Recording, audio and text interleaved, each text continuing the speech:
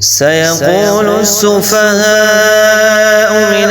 الناس ما ولاهم عن قبلتهم التي كانوا عليها قل لله المشرق والمغرب يهدي من يشاء إلى صراط مستقيم وكذلك جعلناكم أمة وسطا لتكونوا شهداء على الناس ويكون الرسول عليكم شهيدا وما جعلنا القبلة التي كنت عليها إلا لنعلم من يتبع الرسول ممن ينقلب على عقبيه وإن كانت لكبيرة إلا على الذين هدى الله وما كان الله ليضيع إيمانكم إن الله بالناس لرؤوف رحيم قد نرى تقلب وجهك في السماء فلنولينك قبلة ترضاها فول وجهك شطر المسجد الحرام وحيث ما كنتم فولوا وجوهكم شطره وإن الذين أوتوا الكتاب ليعلمون أنه الحق من ربهم وما الله بغافل عما يعملون ولئن أتيت الذين أوتوا الكتاب بكل آية ما تبعوا قبلتك وما أنت بتابع قبلتهم وما بعضهم بتابع قبلة بعض ولئن اتبعت أهواءهم من بعد ما جاءك من العلم إنك إذا لمن الظالمين الذين آتيناهم الكتاب يعرفونه كما يعرفون أبناءهم وإن فريقا منهم ليكتمون الحق وهم يعلمون الحق من ربك فلا تكونن من الممترين ولكل وجهة هو موليها فاستبقوا الخيرات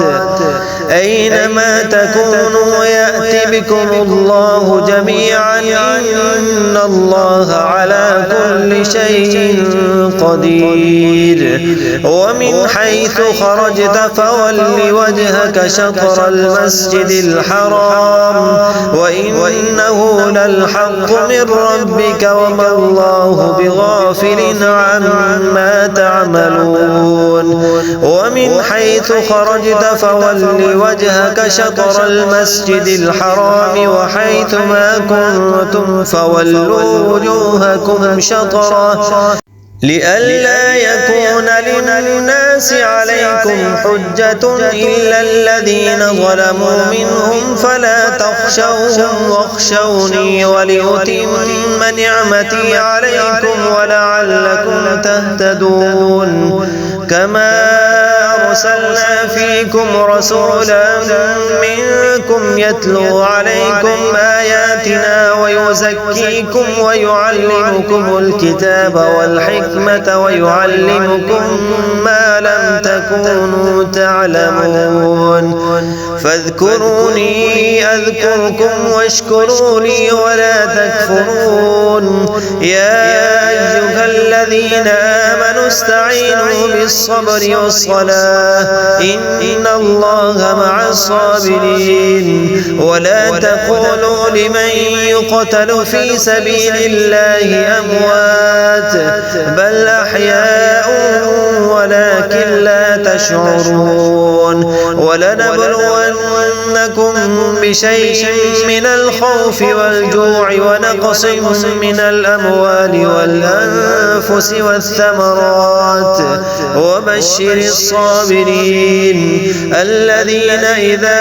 أصابتهم مصيبة قالوا إنا لله وإنا إليه راجعون أولئك عليهم صلوات من ربهم ورحمة وأولئك هم المهتدون. إن الصفا والمروة من شعائر الله فمن حج البيت أو اعتمر فلا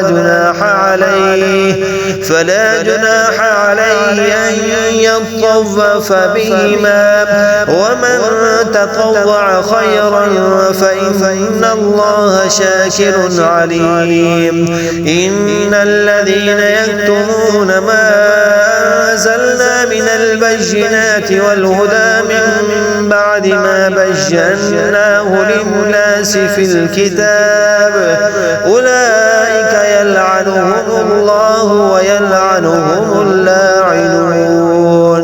إلا الذين تابوا وأصلحوا وبينوا فأولئك أتوب عليهم وأنا التواب الرحيم. إن الذين كفروا وماتوا وهم كفار أولئك عليهم لعنة الله والملائكة والناس أجمعين خالدين فيها لا يخفف عنهم العذاب ولا هم ينظرون. وإلهكم إله واحد لا إله إلا هو الرحمن الرحيم. إن في خلق السماوات والأرض واختلاف الليل والنهار والفلك التي تجري في البحر بما ينفع الناس وما أنزل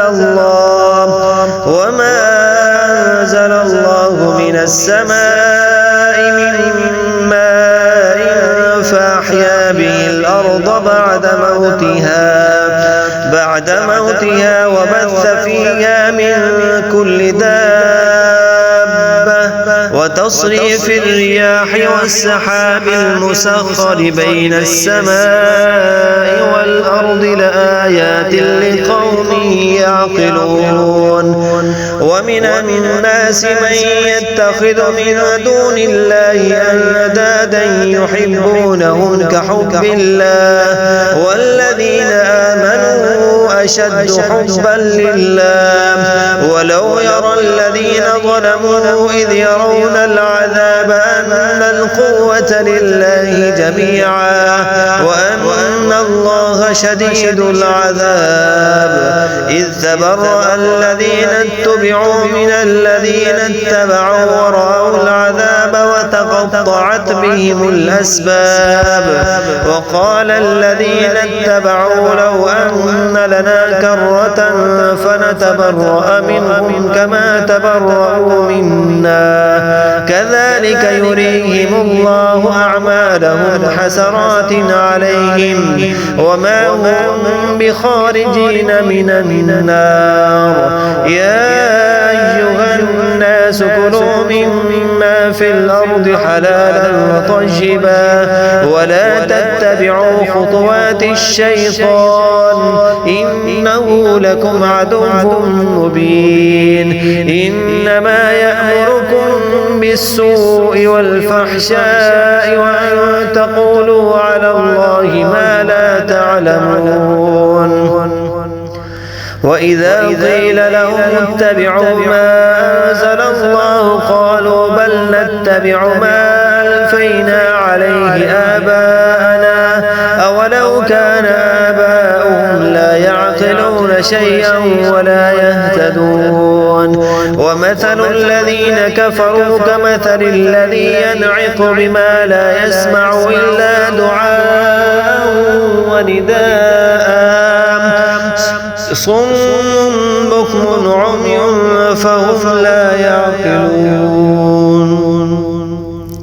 يا أيها الذين آمنوا كلوا من طيبات ما رزقناكم واشكروا لله إن كنتم إياه تعبدون. إنما حرم عليكم الميتة والدم ولحم الخنزير وما أهل به لغير الله فمن اضطر غير باغ ولا عاد فلا إثم عليه إن الله غفور رحيم. إن الذين يكتمون ما أنزل الله من الكتاب ويشترون به ثمنا قليلا أولئك ما يأكلون في بطونهم إلا النار ولا يكلمهم الله يوم القيامة ولا يزكيهم ولهم عذاب أليم. أولئك الذين اشتروا الضلالة بالهدى والعذاب بالمغفرة فما أصبرهم على النار ذلك بأن الله نزل الكتاب بالحق وإن الذين اختلفوا في الكتاب لفي شقاق بعيد. ليس البر أن تولوا وجوهكم قبل المشرق والمغرب ولكن البر من آمن بالله واليوم الآخر والملائكة والكتاب والنبيين وآتى المال على حبه ذوي القربى واليتامى والمساكين وابن السبيل والسائلين وفي الرقاب وأقام الصلاة وآتى الزكاة والموفون بعهدهم إذا عاهدوا والصابرين في البأساء والضراء وحين البأس أولئك الذين صدقوا وأولئك هم المتقون. يا أيها الذين آمنوا كتب عليكم القصاص في القتلى الحر بالحر والعبد بالعبد والأنثى بالأنثى فمن عفي له من أخيه شيء فاتباع بالمعروف وأداء إليه بإحسان ذلك تخفيف من ربكم ورحمة فمن اعتدى بعد ذلك فله عذاب أليم. ولكم في القصاص حياة يا أولي الألباب لعلكم تتقون. كتب عليكم إذا حضر أحدكم الموت إن ترك خيرا الوصية للوالدين والأقربين بالمعروف حقا على المتقين. فمن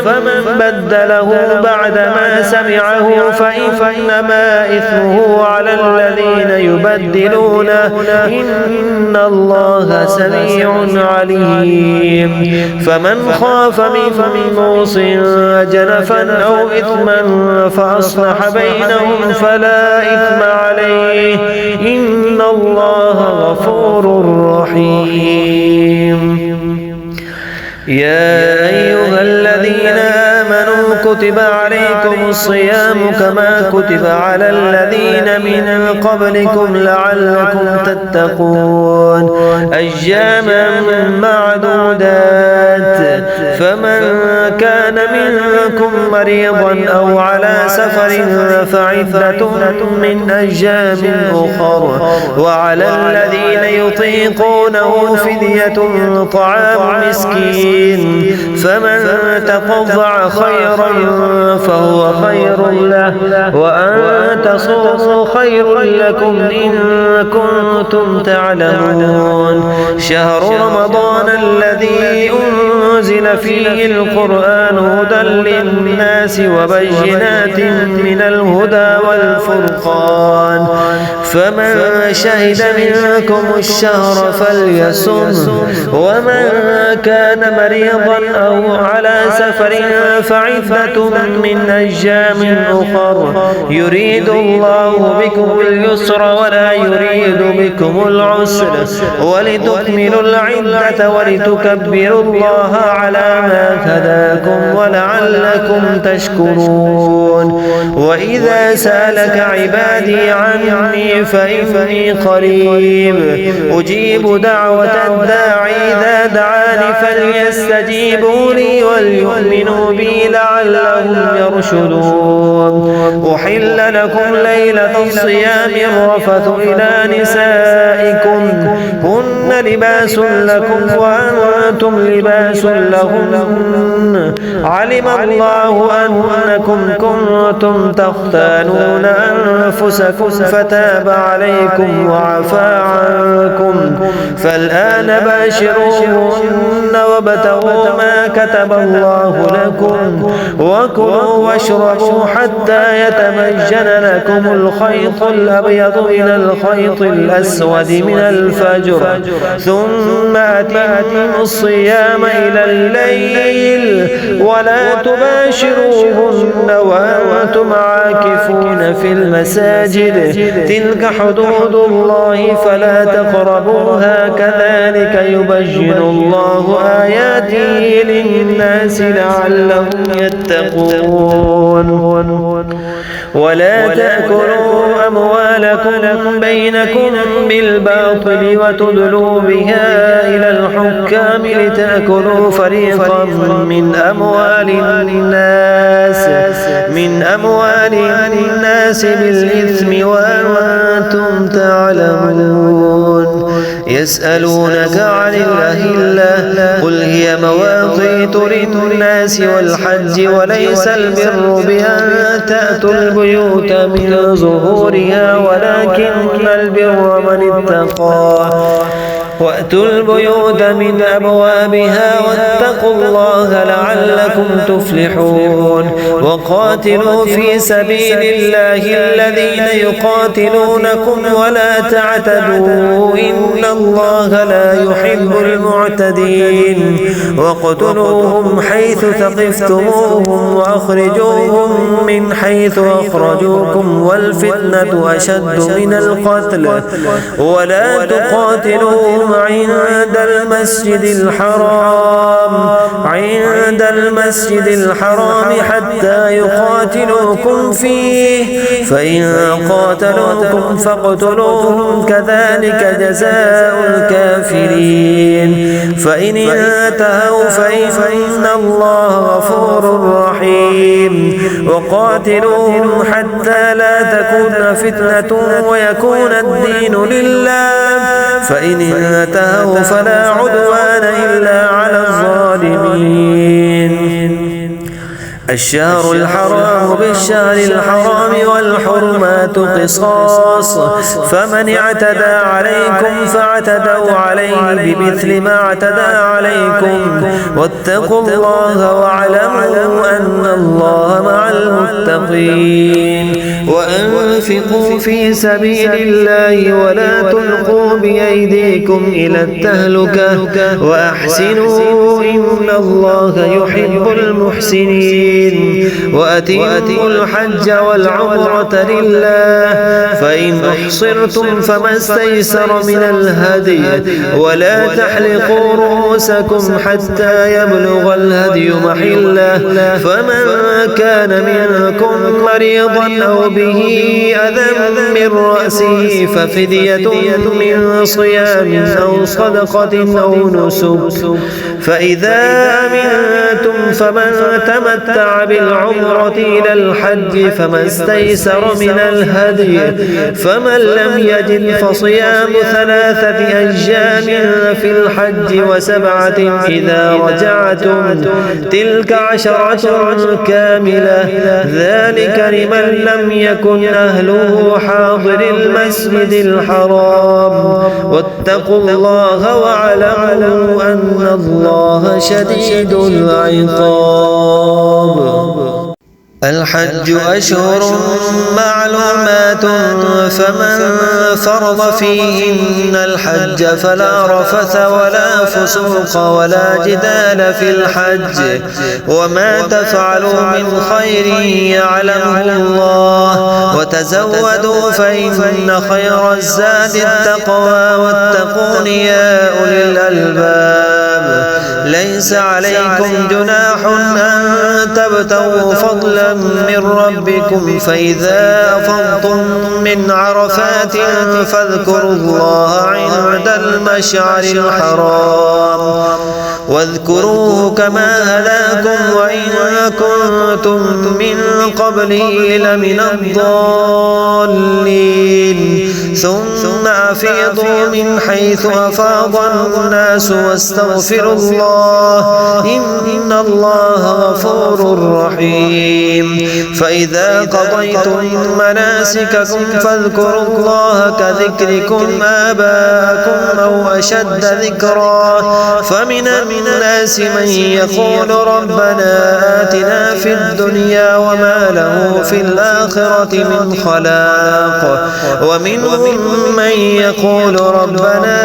آتنا في الدنيا حسنة وفي الآخرة حسنة وقنا عذاب النار. أولئك لهم نصيب مما كسبوا والله سريع الحساب. واذكروا الله في أيام معدودات، فمن تعجل في يومين فلا إثم عليه ومن تأخر فلا إثم عليه لمن اتقى. واتقوا الله واعلموا أنكم إليه تحشرون. ومن الناس من يعجبك قوله في الحياة الدنيا ويشهد الله على ما في قلبه وهو ألد الخصام. وإذا تولى سعى في الأرض ليفسد فيها ويهلك الحرث والنسل والله لا يحب الفساد. وإذا قيل له اتق الله أخذته العزة بالإثم فحسبه جهنم ولبئس المهاد. ومن الناس من يشري نفسه ابتغاء مرضات الله والله رؤوف بالعباد. يا أيها الذين آمنوا ادخلوا في السلم كافة ولا تتبعوا خطوات الشيطان إنه لكم عدو مبين. فإن زللتم من بعد ما جاءتكم البينات فاعلموا أن الله عزيز حكيم. هل ينظرون إلا أن يأتيهم الله في ظلل من الغمام والملائكة وقضي الأمر وإلى الله ترجع الأمور.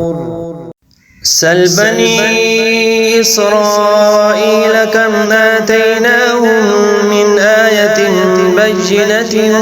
ومن يبدل نعمة الله من بعد ما جاءته فإن الله شديد العقاب. زين للذين كفروا الحياة الدنيا ويسخرون من الذين آمنوا والذين اتقوا فوقهم يوم القيامة والله يرزق من يشاء بغير حساب. كان الناس أمة واحدة فبعث الله النبيين مبشرين ومنذرين وأنزل معهم الكتاب بالحق ليحكم بين الناس فيما اختلفوا فيه وما اختلف فيه إلا الذين أوتوه من بعد ما جاءتهم البينات بغيا بينهم فهدى الله الذين آمنوا لما اختلفوا فيه من الحق بإذنه والله يهدي من يشاء إلى صراط مستقيم. أم حسبتم أن تدخلوا الجنة ولما يأتكم مثل الذين خلوا من قبلكم مستهم البأساء والضراء وزلزلوا حتى يقول الرسول والذين آمنوا معه متى نصر الله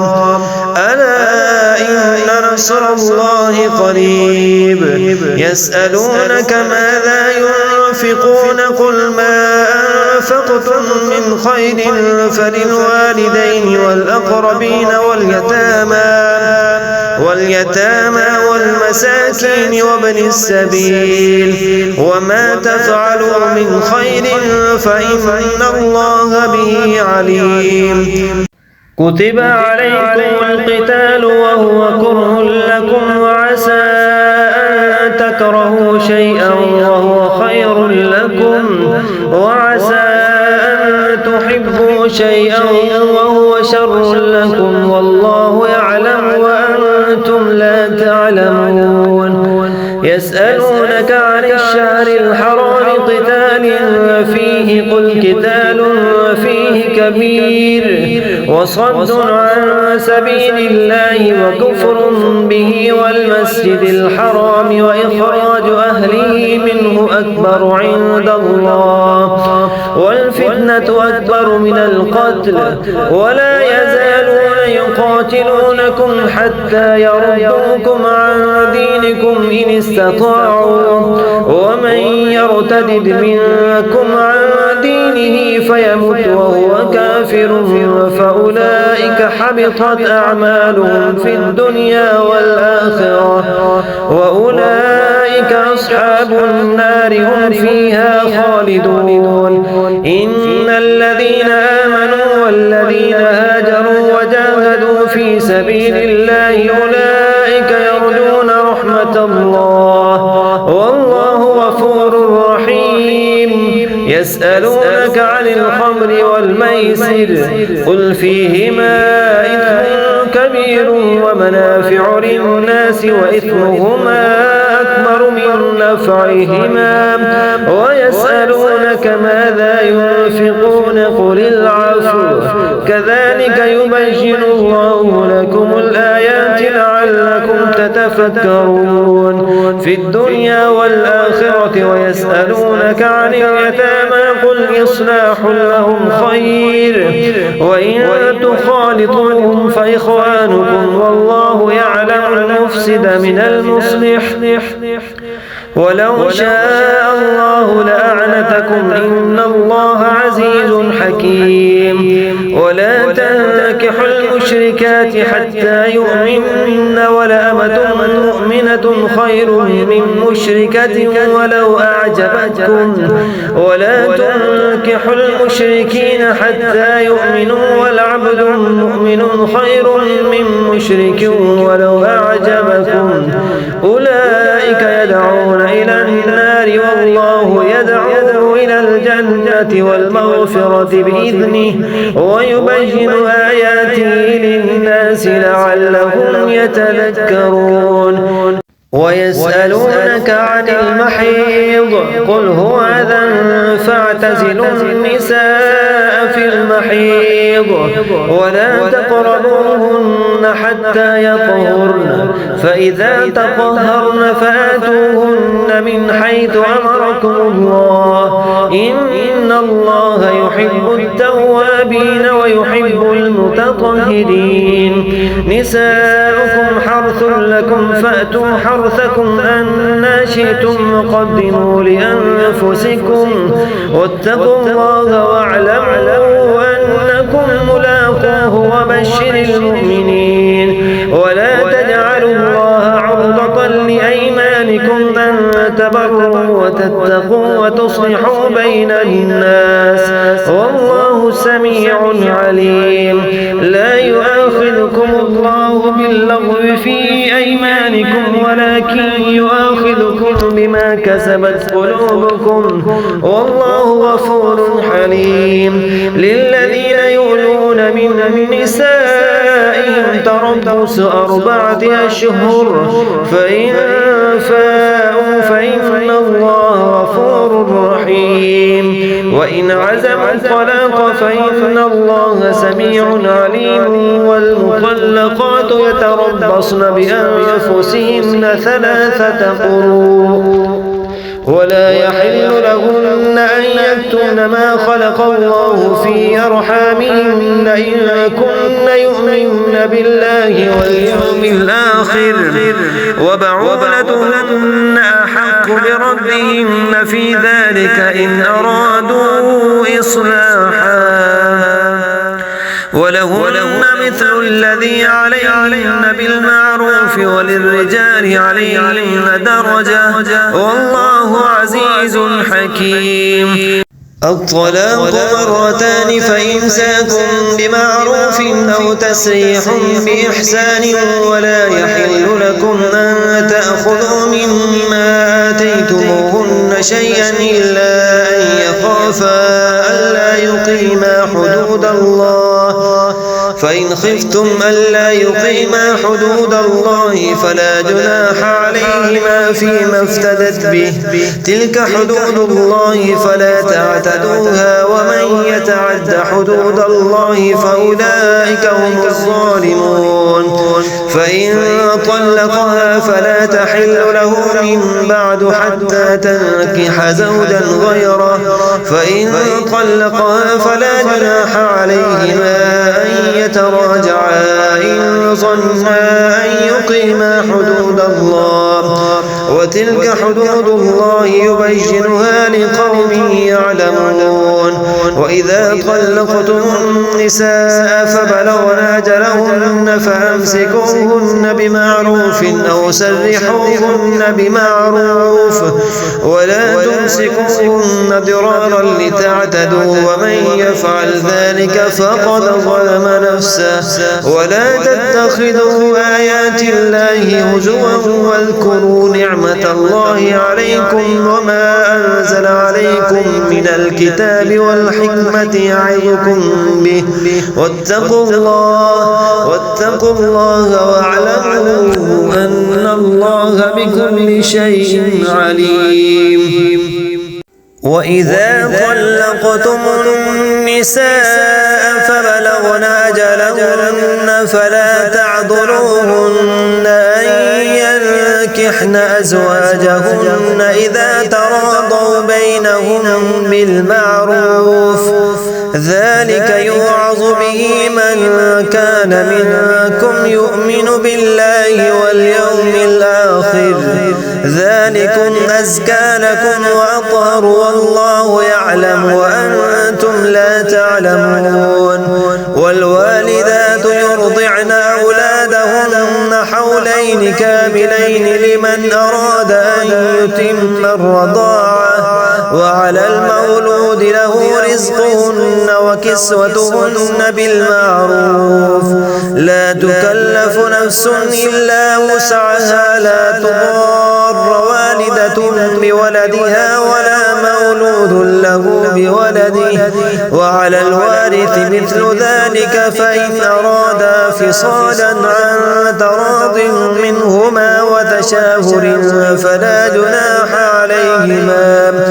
وإن أردتم أن تسترضعوا أولادكم فلا جناح عليكم إذا سلمتم ما آتيتم بالمعروف، واتقوا الله واعلموا أن الله بما تعملون بصير. والذين يتوفون منكم ويذرون أزواجا يتربصن بأنفسهن 4 أشهر وعشرا، فإذا بلغن أجلهن فلا جناح عليكم فيما فعلن في أنفسهن بالمعروف، والله بما تعملون خبير. ولا جناح عليكم فيما عرضتم به من خطبة النساء أو أكننتم في أنفسكم، علم الله أنكم ستذكرونهن ولكن لا تواعدوهن سرا إلا أن تقولوا قولا معروفا، ولا تعزموا عقدة النكاح حتى يبلغ الكتاب أجله، واعلموا أن الله يعلم ما في أنفسكم فاحذروه، واعلموا أن الله غفور حليم. لا جناح عليكم إن طلقتم النساء ما لم تمسوهن أو تفرضوا لهن فريضة، ومتعوهن على الموسع قدره وعلى المقتر قدره متاعا بالمعروف حقا على المحسنين. وإن طلقتموهن من قبل أن تمسوهن وقد فرضتم لهن فريضة فنصف ما فرضتم إلا أن يعفون يعفون أو يعفو الذي بيده عقدة النكاح وأن تعفوا أقرب للتقوى ولا تنسوا الفضل بينكم إن الله بما تعملون بصير حافظوا على الصلوات والصلاة الوسطى وقوموا لله قانتين فإن خفتم فرجالا أو ركبانا فإذا أمنتم فاذكروا الله كما علمكم ما لم تكونوا تعلمون والذين يتوفون منكم ويذرون أزواجا وصية لأزواجهم متاعا إلى الحول غير إخراج فإن خرجن فلا جناح عليكم فيما فعلن في أنفسهن من معروف والله عزيز حكيم وللمطلقات متاع بالمعروف حقا على المتقين كذلك يبين الله لكم آياته لعلكم تعقلون ألم تر إلى الذين خرجوا من ديارهم وهم ألوف حذر الموت فقال لهم الله موتوا ثم أحياهم إن الله لذو فضل على الناس ولكن أكثر الناس لا يشكرون وقاتلوا في سبيل الله واعلموا أن الله سميع عليم من ذا الذي يقرض الله قرضا حسنا فيضاعفه له أضعافا كثيرة والله يقبض ويبسط وإليه ترجعون ألم تر إلى الملأ من بني إسرائيل من بعد موسى إذ قالوا لنبي لهم بعث لنا ملكا نقاتل في سبيل الله قال هل عسيتم إن كتب عليكم القتال ألا تقاتلوا قالوا وما لنا ألا نقاتل في سبيل الله وقد أخرجنا من ديارنا وأبنائنا فلما كتب عليهم القتال تولوا إلا قليلا منهم والله عليم بالظالمين وقال لهم نبيهم إن الله قد بعث لكم طالوت ملكا قالوا أنى يكون له الملك علينا ونحن أحق بالملك منه ولم يؤت سعة من المال قال إن الله اصطفاه عليكم وزاده بسطة في العلم والجسم والله يؤتي ملكه من يشاء والله واسع عليم وقال لهم نبيهم إن آية ملكه أن يأتيكم التابوت فيه سكينة من ربكم وبقية مما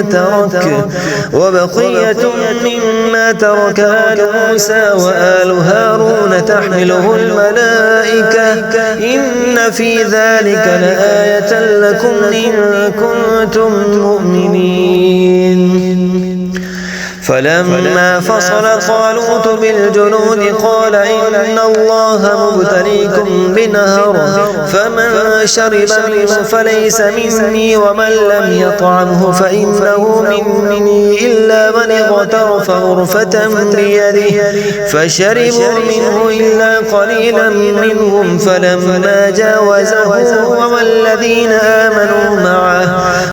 قالوا لا طاقة لنا اليوم بجالوت وجنوده قال الذين يظنون أنهم ملاقو الله كم من فئة قليلة غلبت فئة كثيرة بإذن الله والله مع الصابرين ولما برزوا لجالوت وجنوده قالوا ربنا أفرغ علينا صبرا وثبت أقدامنا وانصرنا على القوم الكافرين الفاسقين فهزموهم بإذن الله وقتل داود جالوت وآتاه الله الملك والحكمة وعلمه مما يشاء ولولا دفع الله الناس بعضهم ببعض لفسدت الأرض ولكن الله ذو فضل على العالمين